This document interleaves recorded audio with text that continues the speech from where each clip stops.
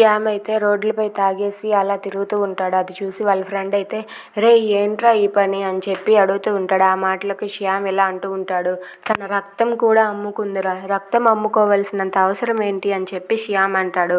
అది విన్న వాళ్ళ ఫ్రెండ్ అయితే రక్తం అమ్ముకోవడం ఏంట్రా అని చెప్పి అడుగుతాడు. అవునరా, రాధ తన రక్తాన్ని అమ్మేసి పండుకి బొమ్మ కొన్నదిరా అని చెప్పి అంటాడు. రాధ అయితే ఇంటికి ప్లాస్టర్తో వస్తుంది. అది చూసి రాధ ఏంటి ఈ ప్లాస్టర్ అని చెప్పి శ్యామ్ అడుగుతూ ఉంటాడు. ఆ మాటలకు రాధ అయితే ఈ రక్తం అమ్మేసి 1000 రూపాయలు తీసుకొని పండుగకి బొమ్మ కొన్నానండి అని చెప్పి అంటుంది. అది విన్న శ్యామ్ ఒక్కసారిగా షాక్ అవుతాడు.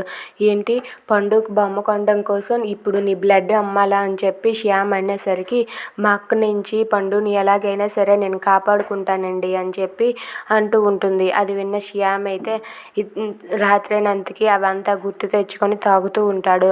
ఇక ఆ రుక్మిణికి ఎలాగైనా సరే నేను సరైన బుద్ధి చెప్తానురా అని చెప్పి తాగిన మైకంలో రుక్మిణి ఇంటికి వెళ్తాడు. ఇక రుక్మిణి అయితే అలా వాళ్ళ ఇంటి దగ్గర ఒంటరిగా ఉంటుంది. రాధ అయితే శ్యామ్ కోసం అలా ఎదురు చూస్తూ ఉంటుంది. ఇక శ్యామ్ మాత్రం ఆ తాగిన మైకంలో రుక్మిణి ఇంటికి వెళ్తాడు. ఇక శ్యామ్ అలా రావడం చూసి రుక్మిణి ఇలా అనుకుంటూ ఉంటుంది, ఎలాగైనా సరే సుందర్ని ఇప్పుడే నా వశం చేసుకోవాలని చెప్పి అనుకుంటూ ఉంటుంది. If you like this video, please like, share and subscribe. Thanks for watching.